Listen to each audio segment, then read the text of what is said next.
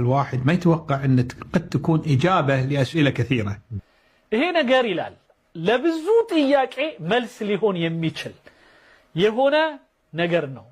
በጣም ሚስጥር ነው፣ ከባድ እኔም አላውቀውም እናንተም አታውቁትም። ሰውየው የሚነግረን ነው። አሁን እኔም ለመጀመሪያ ጊዜ ነው የምሰማው።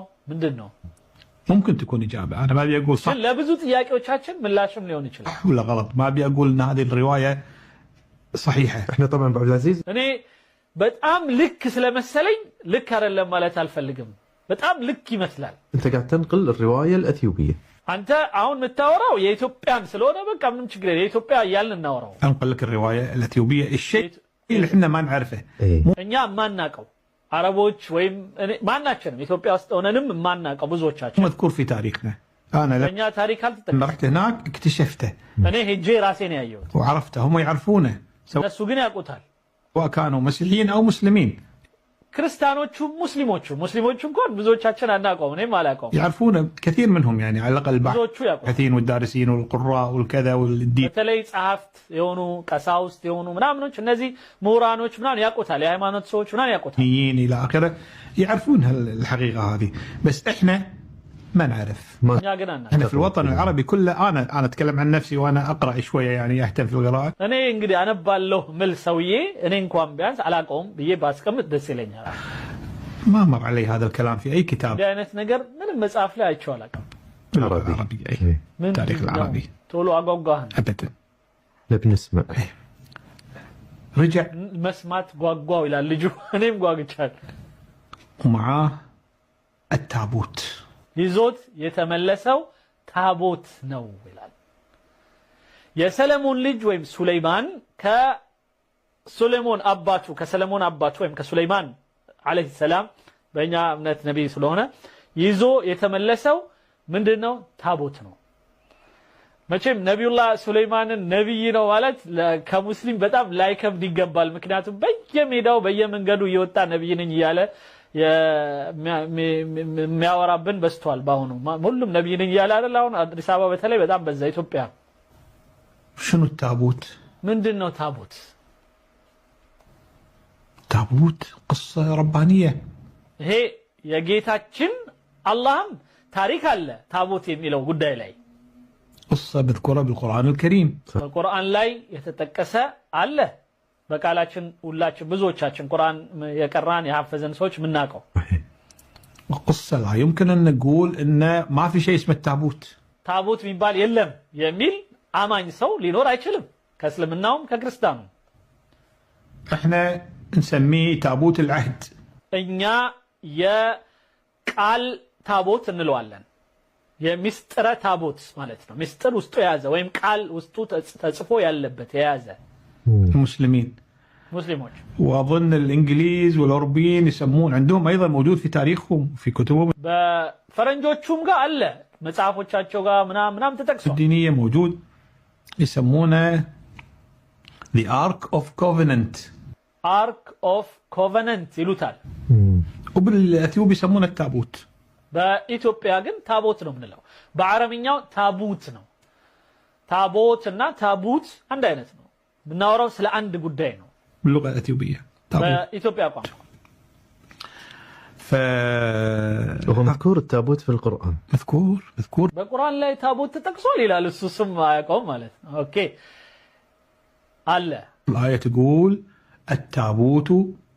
التابوت ቁርአን ላይ فيه سكينة فيه سكينة መረጋጋትን የሚሰጥ ማለትም ውስጡ እርጋታ ያለው መልእክት ያለበት ربكم ከጌታችሁ የመጣ وبقية مما ترك آل موسى وآل هارون. የሙሳ ቤተሰቦችና የሃሩን ቤተሰቦች ሲዋረድ በውርስ የመጣ ይላል ቁርአኑ ላይ። تحمله الملائكة. መላእክቶች የሚሸከሙት የሆነ ወይም መልአኮች إذن التابوت حقيقة. ስለዚህ ታቡት የሚለው እውነታ ነው حسب الرواية القرآنية. በቁርአኑ መሰረት حقيقة ما نشك فيها. ምንም የምንጠራጠረው ነገር አይደለም ታቡት የሚለው ነገር። وهذا التابوت فيه مثل ما ذكرت الآية سكينة فيه سكينة فيه سكينة. شنو السكينة؟ شلون تفسرها؟ من دون الترجم وين سكينة ميلون ارجعتها مالتنا من بلا الترجمه ما أدري. على في سكينة من ربكم وبقية مما ترك آل موسى. كموسى ويم كموسى بيت سبوش سيورد سيوارد يمتع وآل هارون. يا هارون بيت سبب مو اللي ترك موسى. هي موسى يتوى على مميلو آل موسى. يا موسى بيت سبوش. شوف مش شنو اللي يقال أن هذا التابوت يحتوي اليوم على صحف موسى. ስለዚህ አሁን የሚባለው የሙሳ መጽሐፍ ወይም የሙሳ መልእክት ውስጡ አለ ነው የሚባለው الصحف التي أنزلها الله عليه ይሄ አላህ የሰጠው ወይም እኛ ጋር ቁርአን እንደምንለው ወንጌል ተውራት እንደምንለው ለሙሳ ደግሞ የተለየ ሱሑፍ ይባላል ለኢብራሂምም ሱሑፍ ይላል እንደ መጽሔት እንደማለት ነው በሌላው አነጋገርና የተለየች ጽሑፍ አለችው ኦኬ اللي فيها الوصايا العشر እነዚህ በተለይ 10ቱ ትእዛዛት ያለበት زين فموجودة فيه أيضا عصات موسى ሌላው የሙሳ ዱላ አለበት ተብሎም ይነገራል فيه أيضا يقولون أيضا المن والسلوى ሌላው ከሰማይ የወረደ ልዩ የሆነ ምግብ ነው መን ወሰልዋ የሚለው ጣፋጭ የሆነ ነገር ነው ምን እንደሆነ አላውቀውም ግን ከሰማይ ወርዶላቸው ሲመገቡ ከነበረው የተረፈ ነገር አለው جزء من المن والسلوى اللي الله سبحانه وتعالى أنزلها على بني إسرائيل ለበኒ እስራኤሎች ወይም ለእስራኤል ልጆች የወረደላቸው ማለት ነው ከጌታ አውርድልን እስኪ ምን በላው ነገር ብሎ ይሰጣቸው የነበረ ማለት ነው فهذا التابوت ይሄ ሁሉ ቁርአን ላይ ተጠቅሷል አልመን ወሰልዋ አለ ቁርአን ላይ ሙሳ አለይሂ ሰላምን እስኪ ይሄን ዱላ በዚህ ዱላ እንትን በለልን ብለው ምግብ አምጣልን ብለውት ከዛ እንደውም የበኒ እስራኤሎቹ ጥያቄ ከነበረው ውስጥ መንና ሰልዋ የሚጣፍጥ በጣም ደስ የሚል ምግብ ከሰማይ የሚመጣልን ሰለቸን ባቄላ ምስር ደግሞ ምንድነው ስሙ ሽንኩርት ምናምን ሞክር ብለው ጠየቁ ይላልና ቁርአን ላይ በጣም የሚገራርም ነገር አለ በዚህ ጉዳይ ላይ بالتابوت هذا سلم نبي الله سليمان لابنه ስለዚህ በዚህ እምነት ሰለሞን ለልጁ ሰጠው هني أنا أتوقف عن قضية سلم ولا ما سلم من سطو وسطو على سطو ميلون انتونا لغزيو شلون انتقل أنا أستخدم كلمة انتقل أنا مشالين تشغغر يميلون لأن في اختلافات في الروايات إنه هذا لا ما سلم أن أخذاه ما يدري يعني شيء من القبيل هذا مكنياتهم عندند እዛው መጽሐፍ ላይ የተለያዩ አስተያየቶች ስላሉ ሰጥቶታል አቀብሎታል በኋላ ሰጥቶታል ብዙ ነገር የሚባል ነገር ስላለ فأنا ما أبي أدش في التفاصيل هذه ما تهمني اللي يهمني أنا أن حسب الرواية الأثيوبية انتقل التابوت ዋናው በኢትዮጵያው ዘገባ ታቦቱ ኢትዮጵያ ውስጥ መጥቷል የሚለው ነው አንደኛው من سليمان عليه السلام ከሰለሞን ጊዜ ጀምሮ إلى ابنه منيليك اللي ملك ابن ملك ነው የሚለው ابن ملك ነው منيليك የሚለው ابن ملك منيليك ابن الملك ابن الملك የሚለው የአረብኛው ነው ቃሉ ابن الملك የመሊኩ ልጅ የንጉሱ ልጅ ማለት ነው ትርጉሙ ስለዚህ ابن الملك ملك منيليك واو ይገርም ነው منيليك الأول የመጀመሪያው منيليك ምክንያቱም منيليك الثاني ሁለተኛው منيليك አለን ዳግማዊ منيليك የሚባሉት ይሄ መጨረሻ ላይ የምናውቃቸው ነው ከሱ በፊት የነበረው منيليك ሌላ ነው ابن الملك የሚባለው የመሊኩ ልጅ የሚባለው وخذا إلى مدينة أكسوم ودا أكسوم الإمبراطورية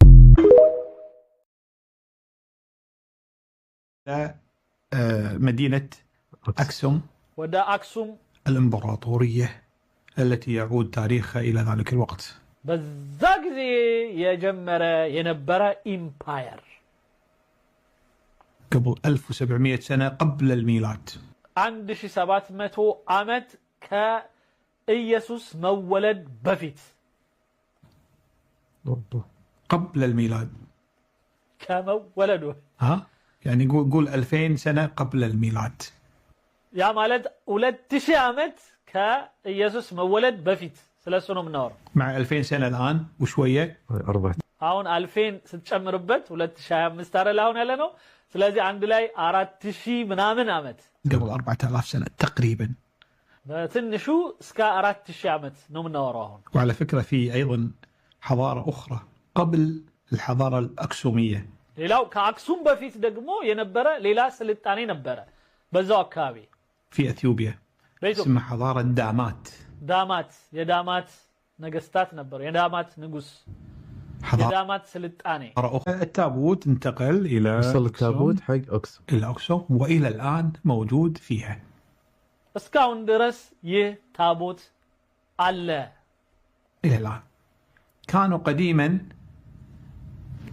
يحملونه في المناسبات الدينيه ድሮ በጣም በጥንት ጊዜ ይህንን ታቦት ራሱን ኦሪጂናሉን ተሸክመውት ለየሃይማኖታዊ ተግባር እና በዓላት ላይ በአመት አንዴ አሁን እንደሚደረገው እኛ ሀገር ያደርጉት ነበረ يشيلون على اجتافهم በትከሻቸው ላይ ይዘውት ይሄዱ ነበር يمشون فيه بالشوارع በመንገድ ላይ ይሄዱ ነበር يعني آلاف البشر ብዙዎች በሺዎች يمشون فيه بالشوارع في الأعياد مناسبات العامة حتى في الحروب تراه ሌላው ደግሞ በጦርነትም ጊዜ ይዘውት ይወጡ ነበር يعني بعدين توقفوا خلوه فقط في فترات الأعياد الدينية ከዛ በኋላ ግን የሃይማኖት ብቻ ስርዓት የሚከበርበት በአመት አንድ ጊዜ የሚያወጡት ሆነ يمشون فيه بالشوارع وآلاف مؤلفة من البشر تمشي ብዙ ሺዎች ሆነው መንገድ ላይ ይዘውት ሄዱ ነበር አሁን እንደሚደረገው دار مداره اكتفوا بعمل نسخ مقلدة ታቦቱን ሌላ መሰል የሆኑ ታቦቶቹን ይመስሉ ነገሮች ብዙ ሰሩለት ወይም እሱን ይመስል من التابوت ከራሱ ከታቦት نسخ የተለያዩ ኮፒዎች እሱ ሚለውን ነው ማስቀምጠው አይ ቲንክ ያነበበው ከክብረ ነገስት التابوت الاصلي موجود عبد العزيز الى اليوم ይሄ ታዲያ ኦሪጂናሉ ታቦት የሚባለው መጣ የተባለው ከሙሳ ከሱሌማን ምናምን ዘርዘር ተሻግሮ የመጣ የተባለው አለ ወይ ይላቸው في أقسم أنا رحت له مرة واحدة አዎ አክሱም ሄጄ አይቼዋለሁ بس طبعا ما تقدر تقرب يمه አትቀርበውም ማለት እዛው ጋር አትቀርብም ግን ከርቀት يعني في 100 متر تقريبا بين 100 ሜትር የሚያክል ራቅ ብለህ ግን ታየዋለህ بينك وبينه في سور حديدي ممنوع التجاوز ብረት አጥር አለው መሻገር ክልክል ነው وهو في مثل القبة እና እንደ ቁባ ነገር አለው ማለት እንደዚህ ክብ የሆነች ግንባታ تحت التابوت ولا يسمح لأحد أن يقترب منه إلا شخص واحد في أثيوبيا كلها በኢትዮጵያ በሙሉ ከአንድ ሰው በስተቀረ እዛ ታቦቱ አጠገብ መቅረብ አይፈቀድም ለማንም قسيس تعين አንድ ቄስ ብቻ الكنيسة لا ملك ولا مسؤول ንጉስ መሪ ነኝ ባለስልጣን ነኝ ካንቲባ ነኝ ምናምን ብሎ መጥቶ ያን ቦታ መንካት አይችልም ማንም ቦታ አይደርስም ولا أمير ولا غيره إنه يفتح هذا الصندوق أو يقترب منه غير هذا الرجل ሌላው ይህንን ሳጥን መክፈት ራሱ የሚችለው አንድ ሰው ብቻ ነው هو موجود ሶሪ ታቦት የሚለው ያው ልክ እንደ ሳጥን አይነት መልክ ነው ተከፍቶ ውስጡ መልእክት ተቀምጧል የሙሴ እና ያንን ተብሎ ስለሚታሰብ ነው ይቅርታ ሳጥን የሚለውን የተጠቀምኩት صندوق ነው ያለው صندوق ልክ እንትኑ የሚከፈት የሚዘጋ ስለሆነ ማለት كنيسة تابوت لا مو بكنيسة أنا ما شفته بكنيسة والله ما أتذكر ግን እንትን ነው ይላቸዋል ምንድነው ቸርች ነው ቦታው نينجا على استوس من دونه بتشاغن بوتاون ايتشوالو كانت فهذه قصة تابوت وهي قصة مذهلة الحقيقة እኔ በጣም ከባድ የሆነብኝ የሚገርመኝ የሆነ ታሪክ ነው ያየሁት በዚህ በታቦት ጉዳይ ويعني أنا لما قرأتها كنت أقراها وشعر جنبي واقف سبحان الله هذا التابوت ممكن يكون ممكن الله ሊሆን ይችላል ያልኩ በጣም እየገረመኝ ነው ያነበብኩት الله أعلم ما أقدر أقول أنا صح ولا غلط هو ልክ ነው አይደለም ማለት አልፈልግም إن في دليل بالقرآن ሌላው በቁርአን አለ ተጠቅሷል ታቦት የሚለው ቃል عن هذا التابوت صح هو كحقيقة تاريخية موجود ታሪኩም አለ القرآن قال هالكلام هذا خلاص انتهى الموضوع كحقيقي لكن وينه የት ነው وين راح የት ሄደ صار في ما حد يعرف إلا الأثيوبيين عندهم الرواية هذه ኢትዮጵያኖች ግን ያው አለ እያሉ ነው እነሱ ጋር አለ إنه هذا هو يابا من ليك من سليمان في ذلك الوقت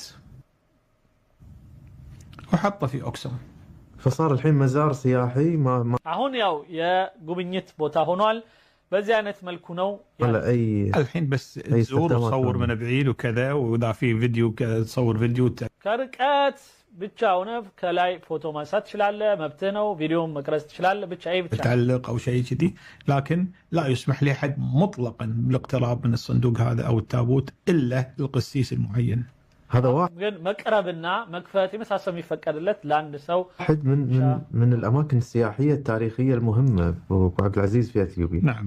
في بعد اماكن سياحيه ثانيه تاريخيه لها تاثير بالتاريخ.